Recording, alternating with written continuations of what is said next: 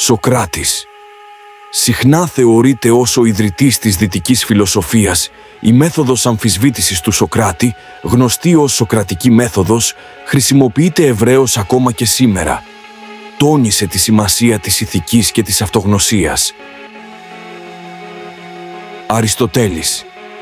Έλληνας φιλόσοφος και πολυμαθής, το έργο του Αριστοτέλη εκτείνεται σε πολλαπλές επιστήμες, συμπεριλαμβανομένης της φιλοσοφίας, της επιστήμης και της ηθικής. Οι ιδέες του είχαν διαρκή αντίκτυπο στη δυτική φιλοσοφική σκέψη. Κομφούκιος, Κινέζος φιλόσοφος, οι διδασκαλίες του Κομφούκιου επικεντρώνονται στην προσωπική ηθική, τη δεοντολογία και τη διακυβέρνηση.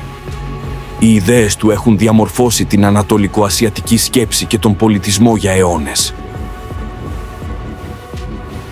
Ο Τζον Λοκ, Άγγλος φιλόσοφος, το έργο του Λοκ για τον εμπειρισμό, τη θεωρία του κοινωνικού συμβολέου και τα ατομικά δικαιώματα είχε σημαντική επίδραση στη σύγχρονη δημοκρατία.